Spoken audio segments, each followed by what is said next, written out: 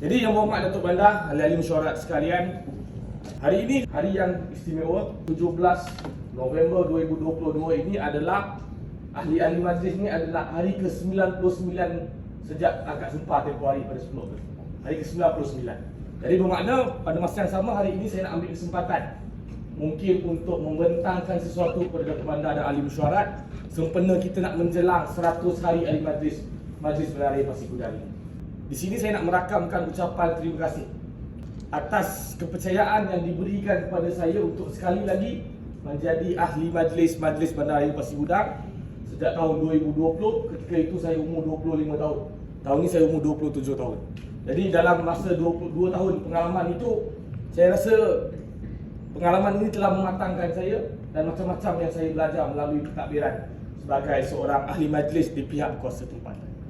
Saya juga nak mengucapkan terima kasih kepada Yang Berhormat Datuk Bandar kerana memberikan saya peluang untuk menjadi ahli majlis di zon Masai. Terima kasih juga kepada Datuk Amin kerana memberikan peluang tersebut. Zon Masai ini adalah sebuah zon yang saya anggap sebagai kampung saya, Datuk. Memori terawal saya adalah rumah saya di Jalan Sekolah. Situ rumah pertama saya, my first memory ada dekat situ. Jadi Masai ini walaupun saya sekarang menetap di Bandar Seri Alam, tapi Masai ini saya anggap sebagai kampung saya. Jadi apabila diberikan peluang untuk berkhidmat di kampung sendiri, semestinya passion, semangat, azam untuk berkhidmat untuk kawasan kampung sendiri itu dia lain sikit. Atas dasar itu, setelah 99 hari menjadi ahli majlis di zon Masai ini, Datuk, saya ada perkara, the proposal yang nak dibentangkan pada sidang mesyuarat sekalian. Bila kita sebut Pekan Masai, semua orang akan ingat 81750 Masai, postcode itu. Dan bila kita sebut pasal Pekan Masai, kita tahu Pekan Masai ini adalah pekan tertua dalam daerah Johor Bahru. Kewujudannya sejak zaman sebelum merdeka lagi tu. Kemudiannya ada beberapa pembangunan di sekitarnya. Namun bila kita sebut Pekan Lama, tak bermakna Pekan Lama ini kena suram, muram, seram dan sebagainya, Yang Berhormat Datuk. Saya rasa Pekan Masai ini perlu ada sesuatu plan tindakan untuk kita bangunkan lagi Pekan Masai. Jadi atas dasar itu, saya telah merangkakan sebuah plan tindakan untuk Masai ini. 3 aspek yang perlu diberikan perhatian. Yang pertama sekali kita kena lihat dia dari segi image, first impression terhadap Pekan Masai itu macam mana. Yang kedua adalah untuk kita bangunkan balik, kita lihat balik dari segi sosioekonomi. Dan yang ketiga adalah dari segi infrastruktur. Dan 3 ini saya bahagikan kepada 3 lagi, iaitu jangka masa pendek, jangka masa sederhana dan jangka masa panjang.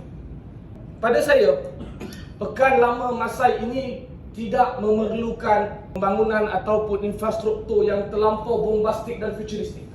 Visi utama saya untuk Pekan Masai adalah untuk Pekan Masai menjadi Pekan Lama terbaik dalam daerah Johor Bahru. Itu visi utama saya. Dan untuk kita mencapai hasrat tersebut, mesti ada misi dan plan tindakan. Saya nak kekalkan Pekan Lama Masai ini, imej dia sebagai sebuah pekan. Kita tak nak upgrade dia sampai tahap bandar baru ke tak. Dia mesti kekal sebagai Pekan Lama yang syarat dengan cerita-cerita masyarakat dan sejarah. Atas dasar itu, lahirlah sebuah idea untuk plan tindakan yang saya beri nama Plan Rejuvenasi Pekan Masai. Dalam Plan Rejuvenasi Pekan Masai ini ada 3 perkara. Yang perkara pertama adalah rejuvenasi image, pembaruan image Pekan Masai. Kalau orang Pasir Gudang tanya dia asal mana, mesti pusing celah mana pun, mesti ada sejarah dia dengan Masai. Kalau tanya orang-orang lama, sekolah mesti sekolah kebangsaan Masai. Kalau tanya mungkin kaum-kaum kita, kaum Tionghoa, mesti sekolah SDKC Masai. Sebab 3 sekolah ada dalam Masai ini adalah 3. Sekolah Cina paling tua, sekolah Melayu paling tua, sekolah India pun paling tua. Sejarah orang Pasir Gudang tak boleh lari daripada sejarah Masai. Sebab itu kita perlu pelihara sejarah ini, Datuk, dengan saya nak mencadangkan pembinaan Masai Street Art atau lorong seni Masai, ataupun boleh juga dipanggil sebagai lorong sejarah Masai. Kita ambil contoh model Pulau Pinang ataupun Kluang ataupun Kota Tinggi. Kita ambil contoh pekan-pekan lama yang lain, saya nak cadangkan. Di lorong belakang kedai, Jalan Bayan dan Jalan Belibis, saya sendiri dah site visit, saya dah jumpa konsultan, proposal pun dah ada Datuk, kosnya pun dah ada Datuk, tinggal nak bentangkan saja. Konsep yang saya bayangkan adalah daripada hujung ke hujung lorong ini, dia mula daripada point A to point B, dia dah faham sejarah Masai dan Pasir Gudang. Mungkin di sebelah kiri sejarah Masai, di sebelah kanan sejarah Pasir Gudang. Jadi itu kita jadikan dia gallery, street gallery. Pada masa yang sama juga, bila kita dapat jadikan lorong seni Masai ini, dia juga boleh tingkatkan peluang ekonomi. Bila ada orang lain datang daripada luar nak bergambar, pada masa yang sama mungkin kalau ada pasangan-pasangan berkahwin, nak photoshoot kahwin, ini peluang ekonomi. Pada masa sama bila ramai yang datang, mungkin kita boleh usahakan dia seperti lorong untuk jual-jual makan. Kita bagi peluang pada orang-orang kampung untuk berniaga makan. Jadi selain ada peluang pelancongan, peluang ekonomi juga ada di situ. Itu yang pertama, bab image. Juga sama dalam image juga, saya nak mencadangkan supaya kita laksanakan secara besar-besaran program pengecatan semula Pekan Masai, terutamanya bangunan-bangunan lama. Dari segi kos, dua-dua program ini dari segi kos, yang pertama semestinya dua majlis di bawah mesyuarat Local Agenda 21 pengindahan. Itu yang pertama. Yang kedua, minta bantuan kerajaan negeri melalui Esko Kebudayaan, Datuk. Dan yang ketiga, saya rasa kita perlu minta bantuan konglomerat-konglomerat kilang-kilang besar yang ada di Pasir Gudang ini. Saya nak mencadangkan supaya setiap kilang-kilang besar atau pemain-pemain industri besar di Pasir Gudang ini ada satu zon angkat. Contoh Masai, zon angkatnya adalah Lotte Titan Chemical. Maksudnya apa-apa program pembangunan masyarakat, pembangunan infrastruktur, Lotte Chemical kena main peranan atas dasar CSR dia. Dan saya rasa pihak-pihak pemain industri ini tak ada masalah, sebab mereka ada potongan cukai untuk CSR dan sebagainya. Bila sebut Pasir Gudang Bandaraya Industri, Datuk, bukan hanya bandaraya yang ada industri, tetapi pembangunan bandaraya itu mesti dibangunkan oleh pihak industri. Kita juga kena beri perhatian, Datuk, kepada lorong-lorong belakang kawasan kedai. Kita tahu dekat situlah biasanya masalah sampah, masalah tikus, masalah Aedes dan sebagainya. Tetapi saya rasa kalau kita berjaya mencantikkan lorong-lorong belakang kawasan perkedaian kita ni, saya rasa masyarakat kita sendiri pun akan segan nak membuat kotor di kawasan tersebut. Itu dari segi image. Yang kedua, dalam pelan rejuvenasi Pekan Masai ini adalah untuk kita rejuvenasi sosioekonomi. Kenapa saya cakap sosioekonomi? Menyentuh soal sosial dan masyarakat. Orang Pasir Gudang, bila kita sebut Masai, pertama sekali yang diingat adalah bas stand Masai.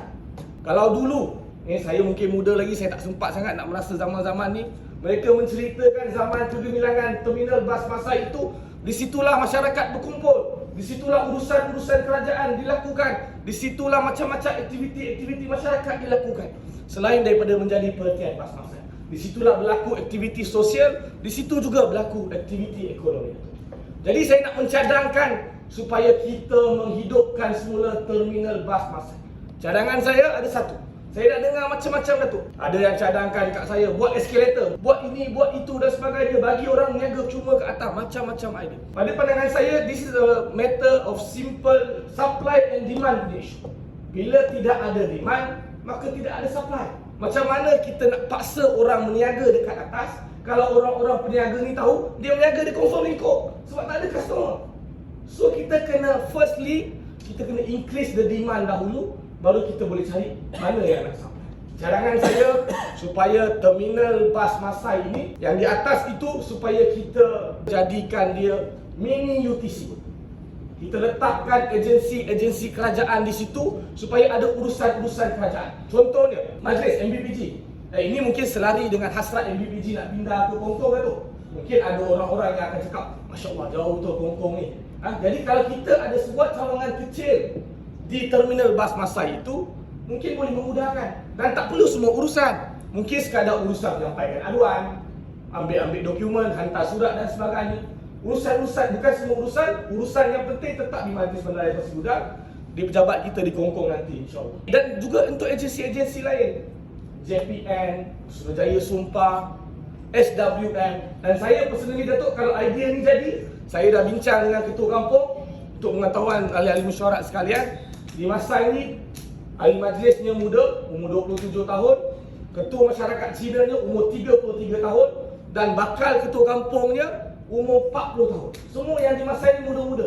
Jadi saya merayu, manfaatkanlah tenaga kami yang ada di masa ini untuk kita bantu bangunkan pekan masa ini.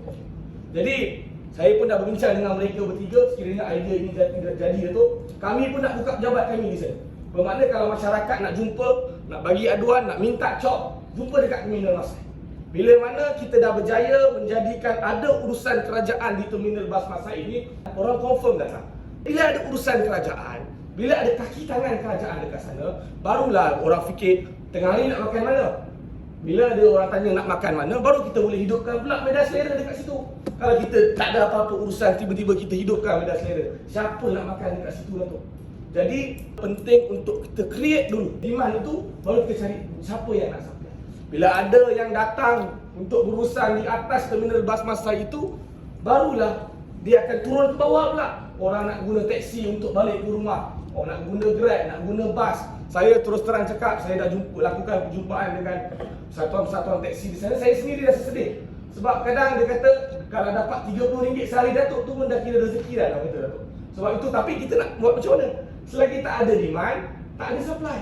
Sebab itu penting untuk kita pastikan kita create the demand dan baru ada supply, dan dia akan beri kesan chain reaction kepada yang lain-lain. Pada masa yang sama juga saya nak mencadangkan supaya lebih banyak aktiviti-aktiviti ekonomi PKS diwujudkan di Masai. Terima kasih juga saya ucapkan kepada Datuk Bandar, kepada majlis kerana mewujudkan Uptown Masai. Yang mana itu memberikan peluang kepada penjaja-penjaja kecil. Dan saya juga menggalakkan komuniti-komuniti Masai yang mempunyai persatuan-persatuan peniaga untuk mungkin wujudkan lebih banyak kawasan-kawasan food truck, kawasan-kawasan penjaja, dengan syarat mestilah kena ikut syarat perlesenan. Jadi itu dari segi sosioekonomi.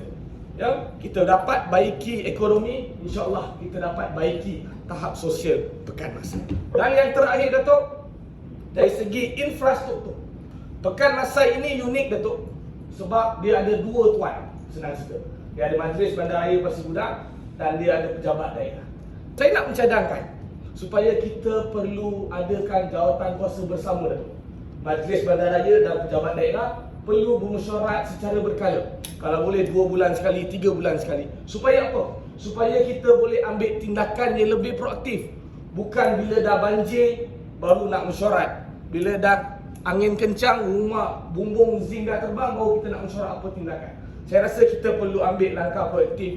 Dan ini bukan terhad kepada Pekan Masai saja Datuk, termasuklah mana-mana kampung tradisi yang ada dalam Pasir Gudang. Kalau kita jadikan dia sebuah jawatan kuasa bersama, ada mesyuarat, ada minitnya.